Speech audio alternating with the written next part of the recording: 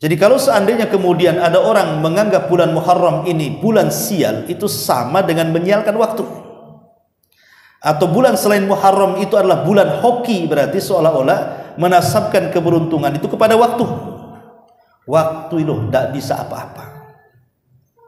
Waktu itu loh makhluk. Dia tidak bisa apa-apa, dia tidak mungkin mendatangkan manfaat ataupun mencegah madarat. Karena yang mendatangkan manfaat dan mencegah madarat itu hanya Allah yang menciptakan waktu, bukan waktunya. Makanya kenapa sampai-sampai Nabi SAW mengatakan, la tasubbud dahra. Dalam hadis qudsi Allah berfirman, la tasubbud dahra fa innama ana dahr. Jangan kalian mencela waktu, karena akulah yang membolak-balikan waktu, kata Allah. Jadi mafhumnya kalau kita mencela hari, mencela bulan, mencela tahun, hakikatnya kita mencela yang menciptakan hari, menciptakan bulan, dan menciptakan tahun. Karena masih ada di masyarakat itu, ikhwan, kalau mau kawin itu masih tanya hari, tanya bulan. Ya kira-kira kalau mau nikah ini bulan apa ya yang bagus? Semua bulan bagus, semua hari bagus. Tidak ada hari jelek, hari bagus, bulan jelek, bulan bagus. Semua hari, semua bulan, semua tahun itu bagus. Ingat ya.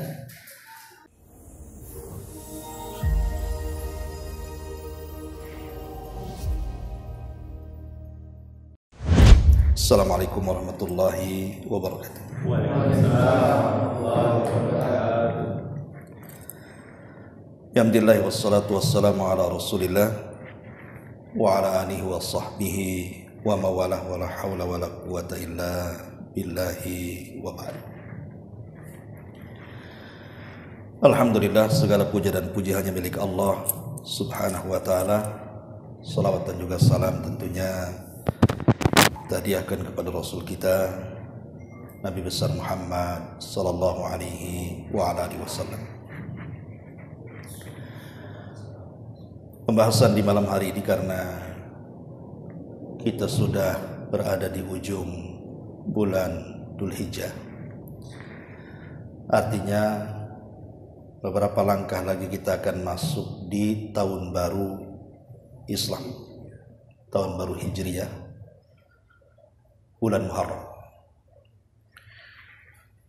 Tentu bulan Muharram ini adalah bulan yang penuh dengan sejarah. Kalau kita mau mengupas tentang bulan Muharram ini, memang syarat dengan sejarah.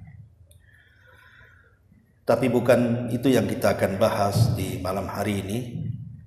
Kita akan membahas sisi tauhidnya di bulan Muharram ini. Karena kita tahu bahwa di perkembangan pemahaman di masyarakat, khususnya di daerah Jawa, dan umumnya juga mungkin merembah ke daerah-daerah yang lainnya kan gitu. Tapi fokusnya di daerah Jawa. Bulan Muharram itu dikesankan sebagai bulan yang penuh dengan keramat. Tentu ada alasan yang mendasari mereka kan itu. Saya membaca satu artikel itu. Kenapa kemudian bulan Muharram itu menjadi bulan keramat? Bahkan oleh sebagian masyarakat Jawa, khususnya daerah-daerah keraton, baik Jogja ataupun Solo gitu ya. Itu sangat kental keramatnya itu. Dan dikesankan bahwa bulan Muharram itu bulan pembawa siang. Ada yang mengatakan bahwa dahulu setelah terjadinya kerajaan Mataram gitu ya, katanya sih. Jadi bulan Muharram itu bulan mulia menurut pihak kerajaan. Sehingga mereka menjadikan bulan Muharram itu bulan perayaan bagi orang-orang yang memiliki kekayaan, para raja, para menteri dan begitu seterusnya. Kalau mereka melakukan acara-acara semacam pernikahan atau yang semacamnya, itu sebuah kemuliaan bagi mereka, dan rakyat biasa tidak bisa menirunya. Jadi kalau sampai meniru itu akan kualat, sehingga akhirnya keyakinan tentang kualatnya orang-orang yang melakukan aktivitas di bulan Muharram itu terus berkembang menjadi sebuah budaya. Makanya banyak orang yang mau menanam saham di bulan Muharram tak jadi, takut bangkrut. Ya. Mau membangun rumah di bulan Muharram tak jadi, takut roboh. Mau menikahkan putrinya di bulan Muharram tak jadi, nunggu bulan depan karena nanti takut cerai. Macam-macam, ya. Jadi kesankan bulan Muharram itu sebagai bulan sial. Bahkan disebutkan juga dalam kepercayaan masyarakat Jawa itu, bulan Muharram itu kan disebut bulan Suro, ya, oleh mereka itu. Jadi mereka mengatakan sebagian mistiknya nih, tahayulnya lah bahasa kitanya atau khurafatnya. Jadi bulan Muharram ini sebagaimana penanggalan Jawa, itu kan juga termasuk tahun baru dalam budaya Jawa. Jadi hampir mirip dengan budaya Islam juga, tahun baru Islam kan ya. Dan budaya Jawa juga sama, bahwa bulan Syuro itu juga tahun baru. Jadi mereka mengatakan bahwa bulan Syuro juga ini digunakan sebagai awal penanggalan dalam jagat gaib katanya. Jadi mereka mengatakan bahwa alam para makhluk halus seperti jin, setan, siluman dan begitu seterusnya, dan juga arwah-arwah leluhur, konon katanya. Ini kan konon ya, ini kan keyakinan mereka, ya. Jadi mereka itu sedang melakukan seleksi alam katanya. Ada seleksi alam pula tuh. Ini mereka mengatakan seperti itu. Makanya orang-orang tua dulu, saya pun heran ya kan. Saya ini orang Jawa Barat, saya masih kecil-kecil masih ingat kalau datang bulan Syuro atau bulan Muharram itu banyak orang-orang tua itu yang merendam keris. Jadi keris-keris peninggalan zaman Belanda tuh, zaman perang Belanda. Itu di Jawa Barat tuh, di tempat saya, kalau datang bulan Syuro itu orang-orang tua dulu itu mereka merendam keris. Jadi keris-keris pusaka itu direndam. Rupanya ada keyakinan tadi. Karena untuk membuang sial yang datang dari alam-alam gaib tadi, yang sedang menyeleksi alam tadi. Nah ini kan keyakinan khurafat, ikhwan. Nanti saya akan jelaskan macam mana bulan yang mulia dikesankan bulan khurafat. Ma'asyiral muslimin yang dimuliakan Allah Azza wa Jalla. Lain pula orang-orang Iran. Kalau tadi kan orang Jawa, ini loncatnya jauh kali nih, sampai ke negara Iran.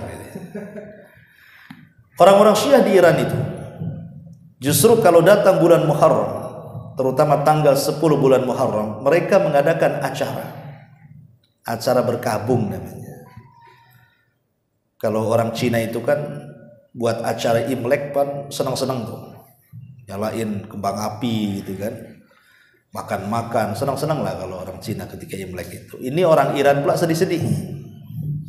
Ya, terbalik, yang satu senang, yang satu sedih pula kan itu ya. Karena orang-orang Syiah itu kalau datang bulan Muharram, mereka akan membuat acara memukul-mukul badan mereka. Untuk melihat di YouTube tuh, bagaimana mereka itu kemudian rame-rame membawa pedang, membawa besi, membawa pisau, membawa apalah pokoknya, rantai, kemudian dipukul-pukulan di badan. Tidak laki-laki, tidak perempuan, bahkan anak bayi yang digendong saya diketuk kepalanya biar keluar darahnya. Coba, ya, untuk apa acara seperti ini? Rupanya setelah kita baca dan kita tanya kepada orang alim bahwa orang Syiah melakukan seperti ini di bulan Muharram itu karena sebuah keyakinan bahwa mereka sedang menebus dosa. Dosa apa yang mereka lakukan? Bukan dosa mereka, tapi dosa kakek buyut mereka. Jadi kakek buyut mereka tidak bisa menyelamatkan Husain putra Ali saat terjadi pembantaian sadis di Karbala. Jadi kita tahu bahwa Husain itu dia akan diundang oleh orang Kufah saat kekhilafahan Yazid bin Muawiyah. Karena kan orang-orang Kufah itu tidak suka dengan Yazid. Mereka suka dengan Husain. Tapi kan yang berkuasa ketika itu kan Yazid putra Muawiyah. Mereka hendak menggeser kepemimpinan Yazid dengan Husain ibn Ali, cucu Nabi. Maka mereka pun mengirim surat ke Madinah. Dan suratnya tidak kira-kira banyak sekali, menunjukkan dukungan orang-orang Kufah kepada Husain. Berangkatlah Husain ini. Dia tidak tahu bahwa akan terjadi pembantaian dengan 70 keluarganya. Ya, diantaranya istrinya, anaknya, putra-putra Hasan, pokoknya semua cucu cicit Nabi dibawa semua oleh Husain. Ketika sampai di Karbala, maka Husain pun bertanya, ini daerah apa ini? Maka orang-orang mengatakan, Karbala ya imam. Kata Husain, wallahi karbun wa bala. Demi Allah, ini akan terjadi hal-hal yang menyedihkan dan akan terjadi bencana besar. Rupanya betul, Husain pun dibantai dan keluarga Nabi SAW di Karbala sebanyak 70 orang tuh.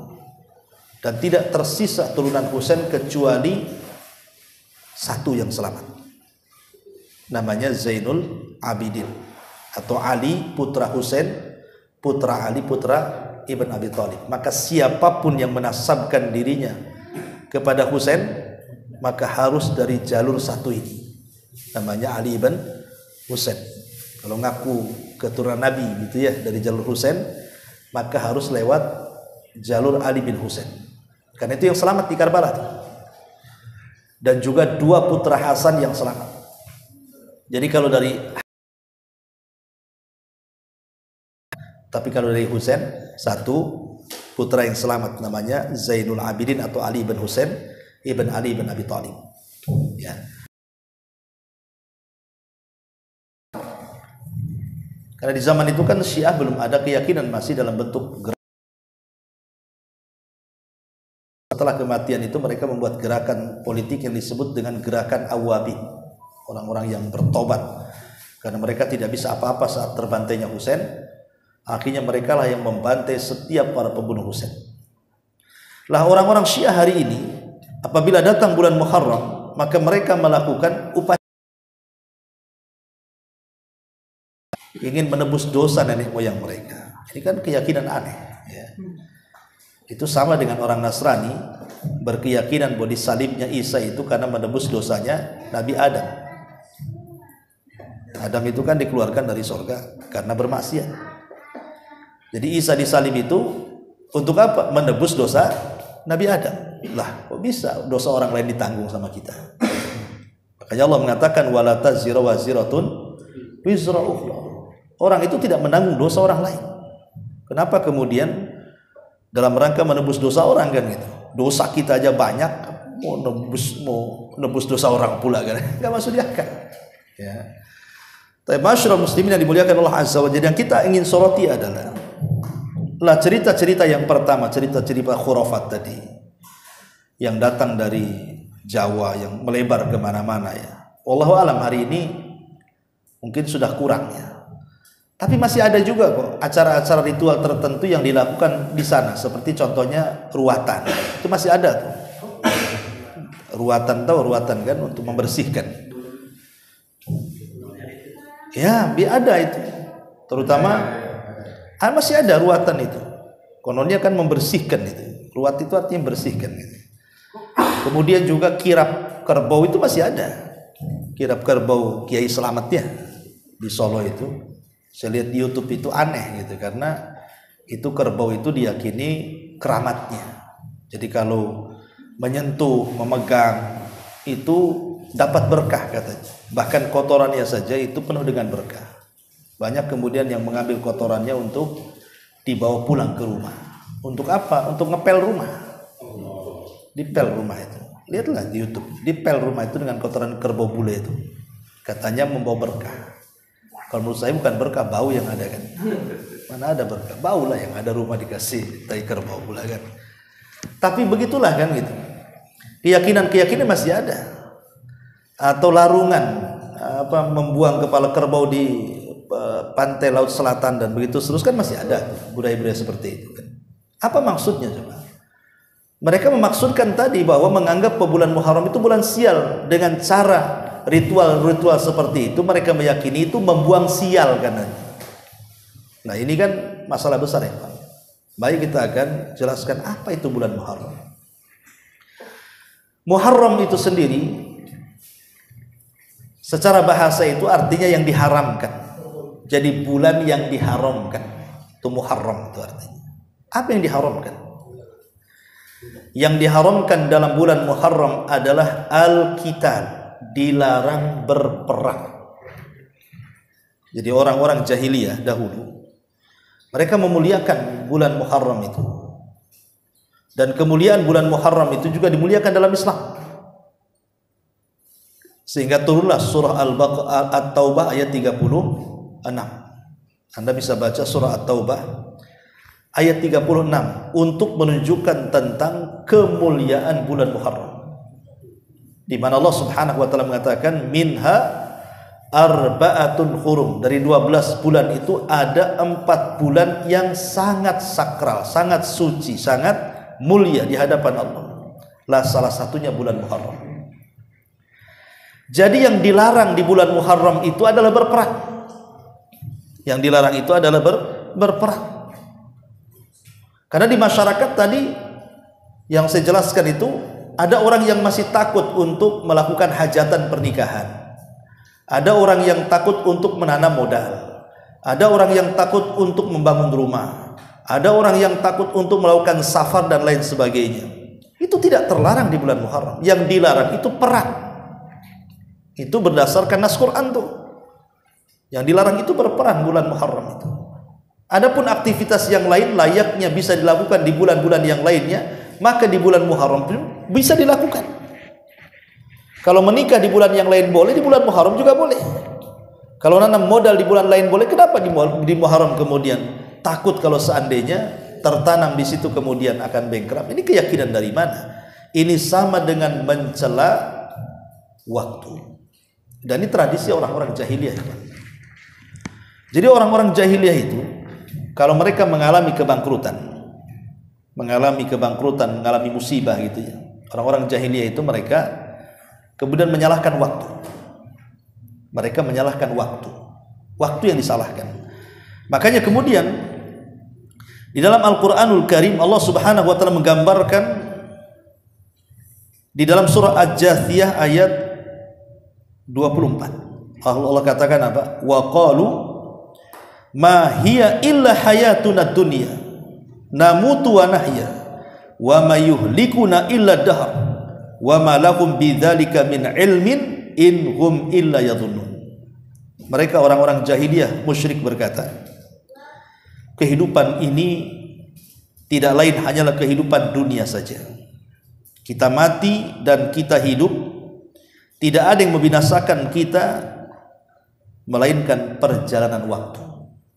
Lihat orang-orang jahiliyah ini, mereka menasabkan bahagia celaka kepada waktu. Jadi kalau seandainya kemudian ada orang menganggap bulan Muharram ini bulan sial, itu sama dengan menyialkan waktu. Atau bulan selain Muharram itu adalah bulan hoki, berarti seolah-olah menasabkan keberuntungan itu kepada waktu. Waktu itu tidak bisa apa-apa.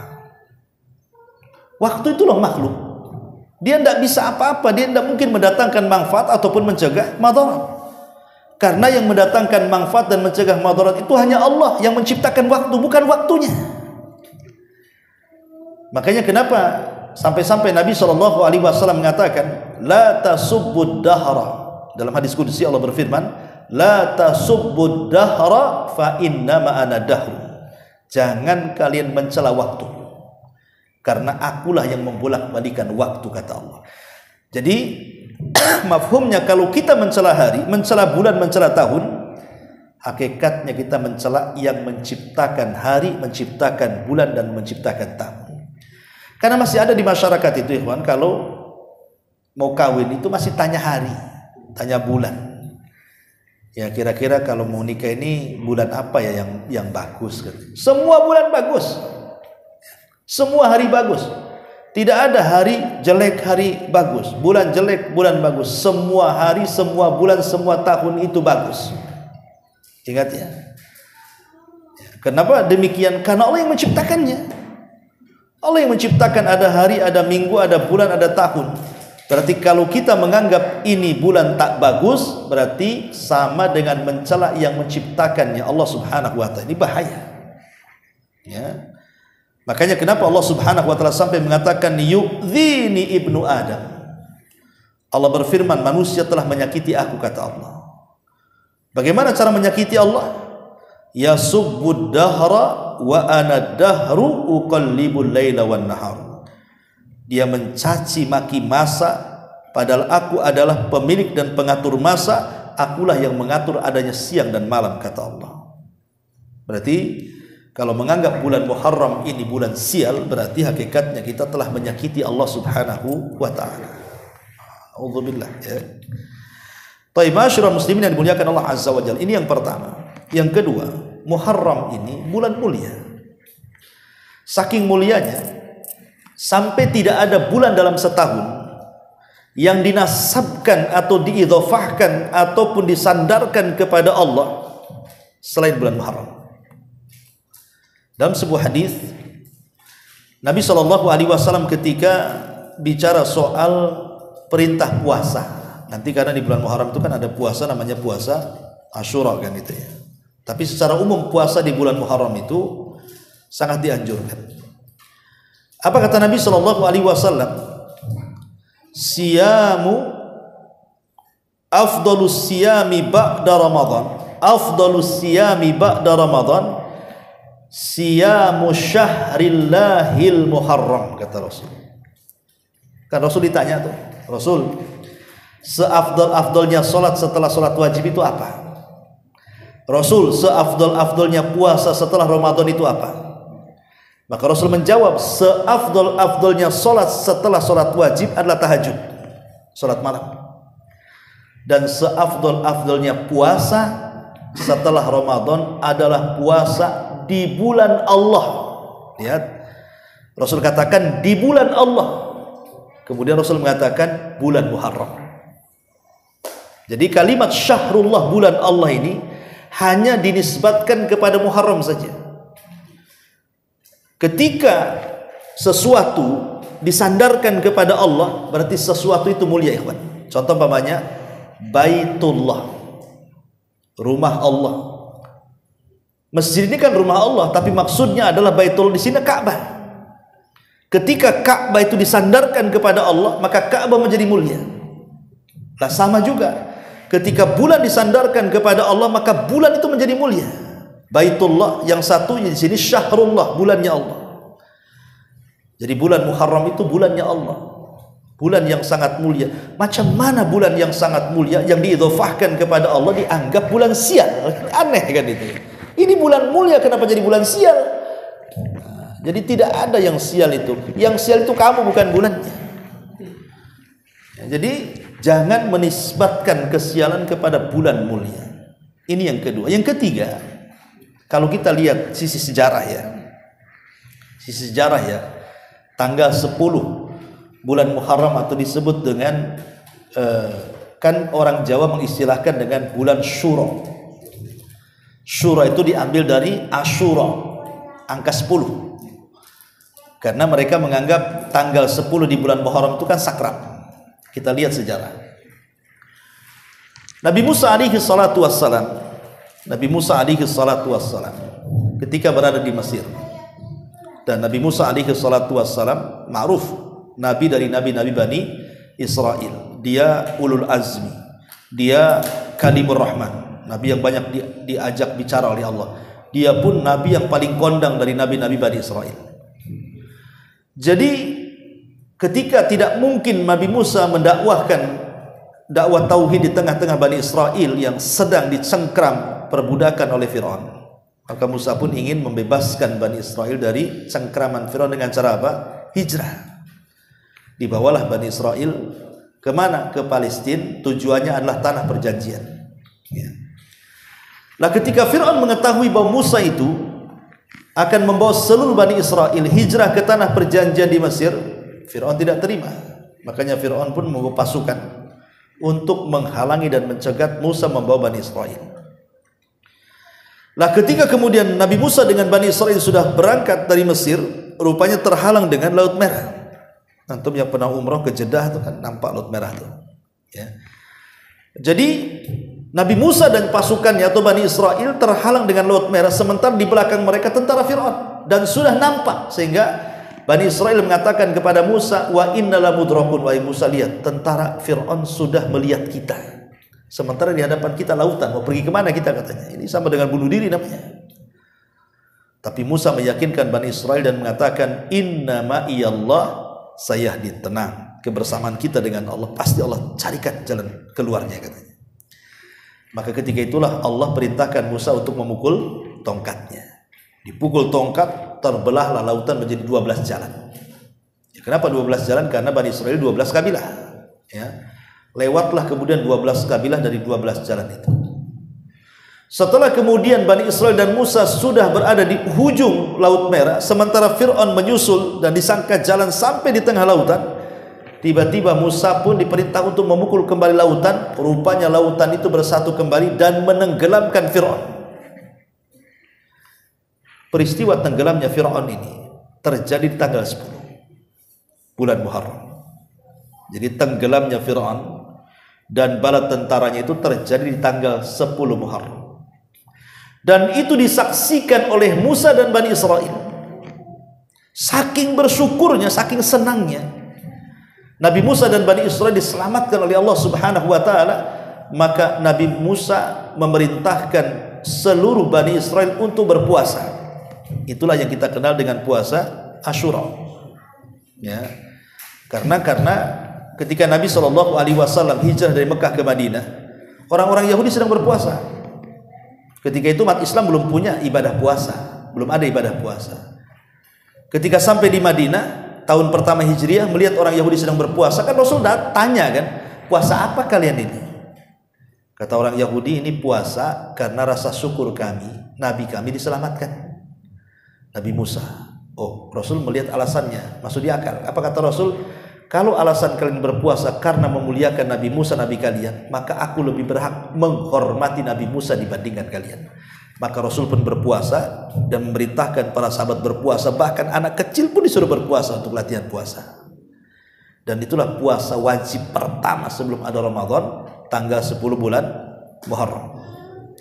Baru setelah tahun kedua Hijriah ada perintah puasa Ramadan. Maka kewajiban puasa Asyura dimansuh, dihilangkan menjadi sunnah. Karena Islam sudah punya Ramadan kan? Ya. Lah dari sini kita tahu bahwa konteks sejarah mengatakan bahwa tanggal 10 bulan Muharram itu adalah konteksnya bersyukur, bersenang-senang. Karena Nabi Musa kan senang diselamatkan dari Fir'aun. Kenapa kemudian konteksnya bersyukur karena bersenang-senang dijadikan bulan Muharram sebagai bulan sial? Kan aneh gitu kan. Harusnya senang, kok jadi susah pula. Sial kan membawa susah kan. Itu kan berbeda dengan sejarah jadinya.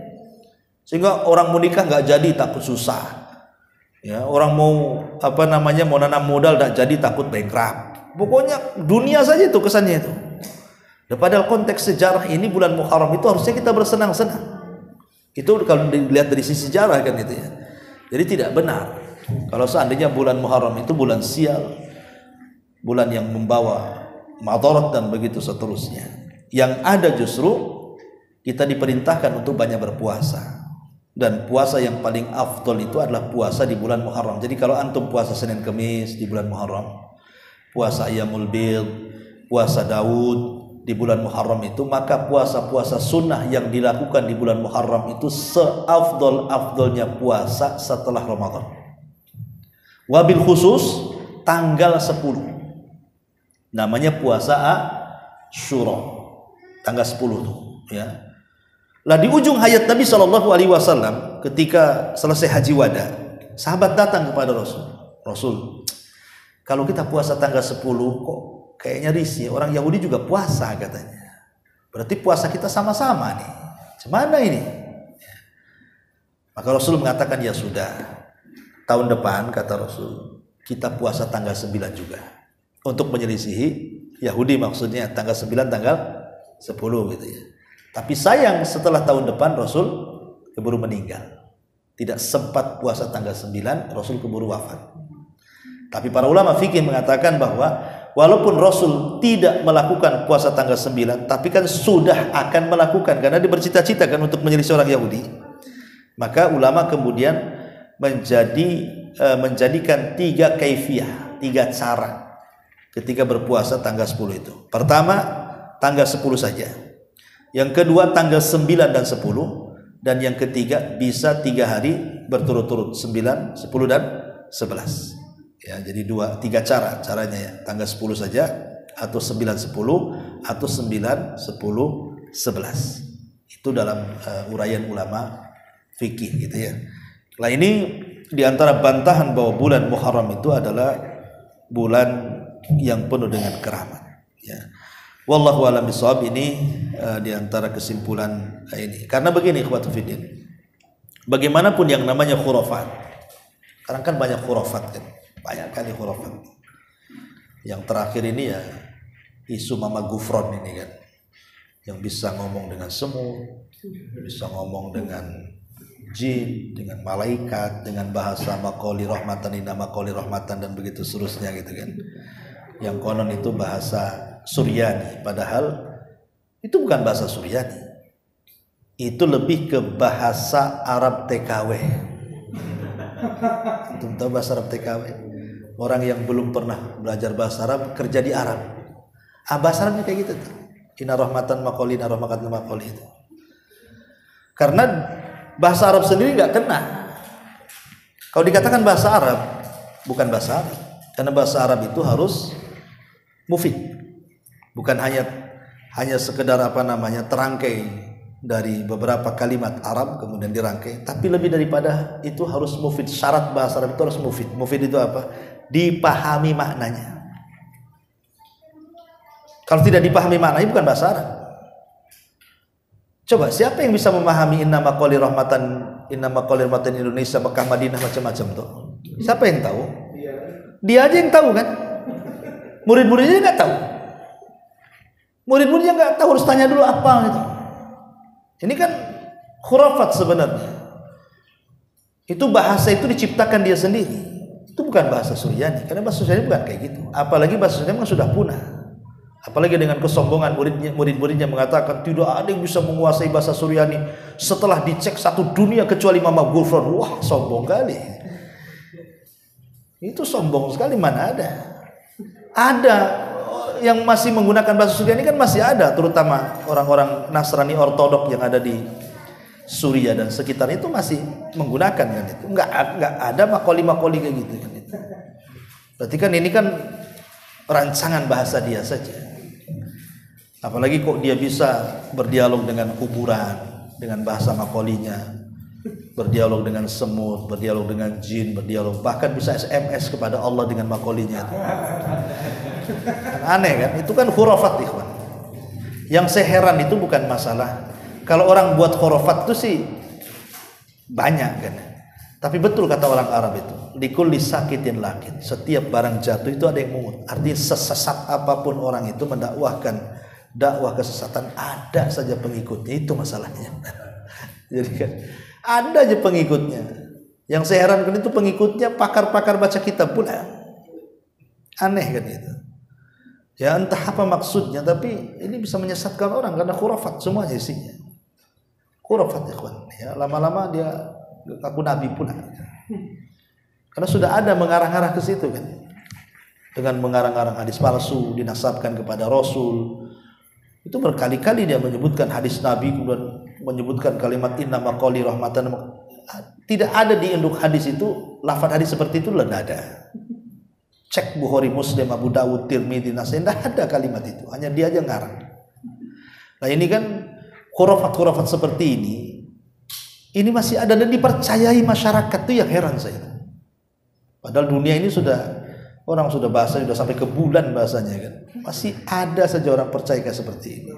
Nah ini karena tadi rendahnya pengetahuan akidah kita, rendahnya pengetahuan tauhid kita, sehingga mudah saja dibohongi orang-orang yang mencari dunia. Hakikatnya kan maksud mencari dunia.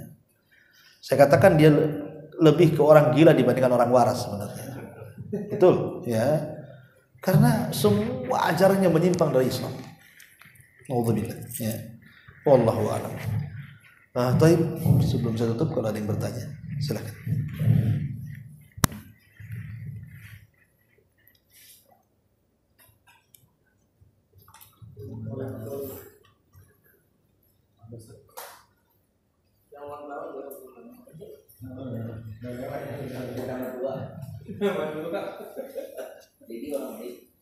Jadi orang baik ya.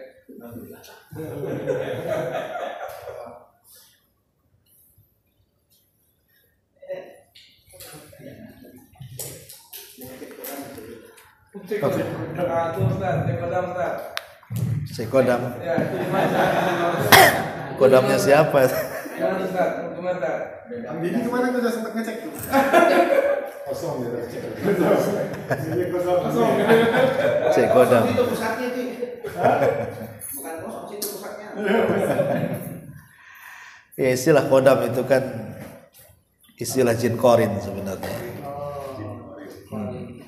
Istilah Kodam itu bahasa kita Kodam, bahasa Arabnya Khodam, pakai kho. Khodama itu artinya membantu. Khodim itu pembantu. Jadi kalau pembantu rumah tangga itu lo khodim namanya. Jadi kalau jin yang bantu kita ini katanya Kodam. Kalau bahasa kita kan kadang-kadang diplesetkan, Khodam jadi Kodam gitu ya. Mungkin maksudnya jin korin. Karena jin yang melekat pada diri kita cuma satu, jin korin saja. Ada, antum ada. Ya. Semua orang punya jin korin. Dan tidak bisa lepas jin korin dari badan kita sampai kita wafat. Bisa dilihat? Hah? Bisa dilihat? Tidak bisa. Gimana caranya melihat jin? Kecuali celana jin bisa. Tapi kalau jin tidak bisa dilihat. Kenapa? Karena teks Al-Quran yang mengatakan, di mana Allah mengatakan, innahu huwa wa qabiluhu innahum yarakum innahu yarakum huwa wa qabiluhu min haitsu la tarawna. Sesungguhnya dia melihat kalian, dia dan kabilahnya, iblis dan kabilahnya, dari arah yang kalian tidak bisa melihat mereka. Mereka melihat kita, kita pula tak melihat mereka. Tapi keadilan Allah akan dibalik kelak pada hari kiamat, di mana kita melihat mereka, mereka tak bisa melihat kita. Di dunia ya, mereka melihat kita, kita tak bisa melihat mereka. Tapi di akhirat Allah balik sebagai bentuk keadilan. Ya.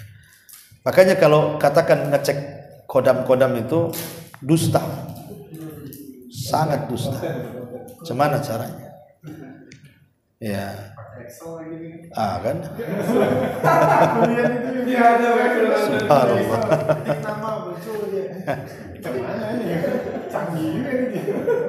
Jadi tidak bisa.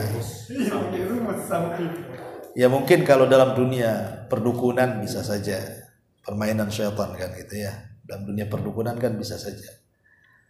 Karena antar jin dukun dengan jin orang itu bisa connect.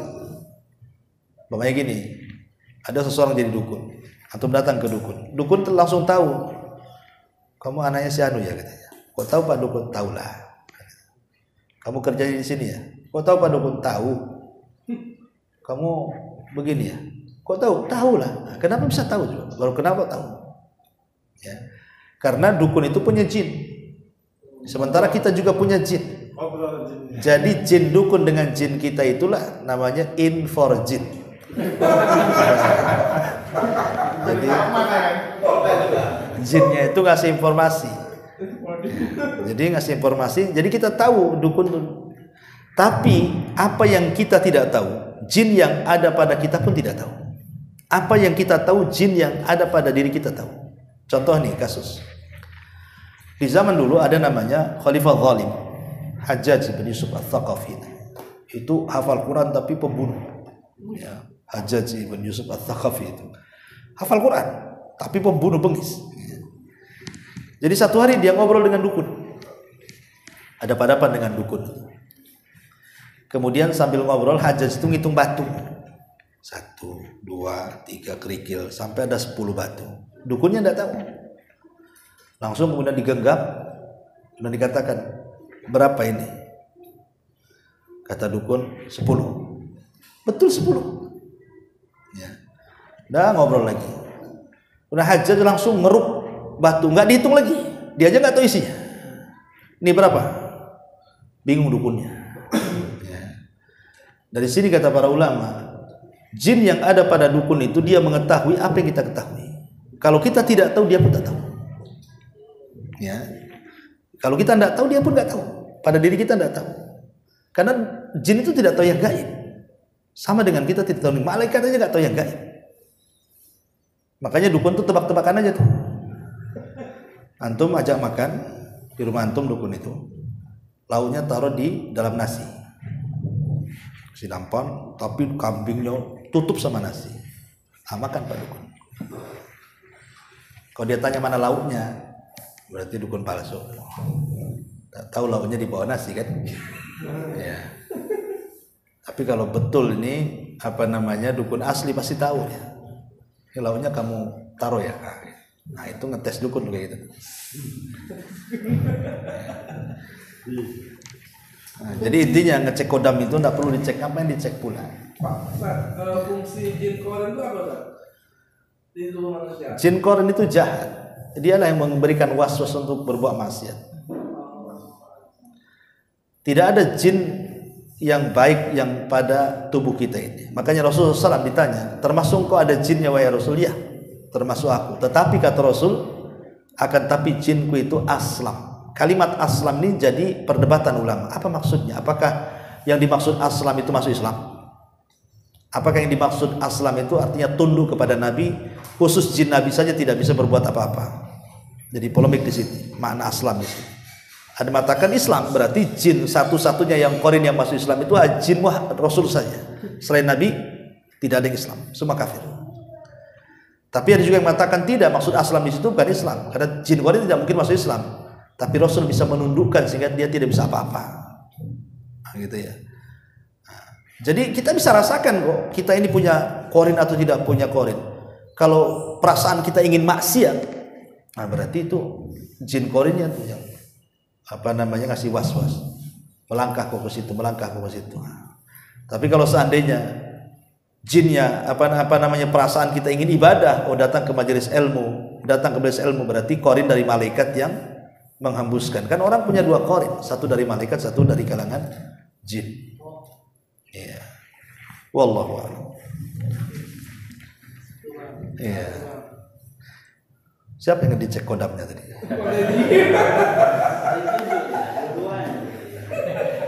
Kalau yang di Rukia itu yang jin kodamnya. Yang di Rukia itu jin-jin macam-macam. Orang di Rukia itu kan satu. Pertama, mungkin jin kiriman dari tukang-tukang sihir. Atau jin tidak dikirim, dia jin iseng aja. Karena dia suka dengan antum. Makanya dia masuk ke tubuh antum. Makanya jin ada namanya jin al-asyik. Jin al-asyik ini dia jin yang menyukai manusia. Boleh jadi salah satunya alasannya sebagaimana saya baca dalam kitab Alamul Jin karya Syekh Abdullah Imam Al-Ma'bari. Jadi kalau kita masuk kamar mandi kemudian kita tidak membaca doa a'udzubillah minal khubsi wal khaba'is itu, ya, maka aurat kita tampak di hadapan jin. Tapi kalau kita baca doa tersebut walaupun kita telanjang, jin tidak akan mampu memandang aurat kita. Tapi kalau kita tidak membaca doa itu, maka jin akan memandang aurat kita. Dan kalau setiap hari dipandang, akhirnya dia jatuh cinta dengan kita. Nah, ketika jatuh cinta, maka dia tidak akan melepaskan kita. Makanya dia akan ganggu kita terus. Ya. Jadi orang yang diruqyah itu tengok jinnya. Apakah jinnya kiriman ataukah jin yang iseng-iseng masuk saja? Atau pura-pura kena jin padahal enggak, ada juga. Ya, pura-pura aja dia itu sebenarnya. Supaya sensasi aja kan. Ya, macam-macam. Nah, tapi intinya bahwa ruqyah ini bagian daripada pengobatan syar'i untuk mengusir jin tadi. Wallahu a'lam.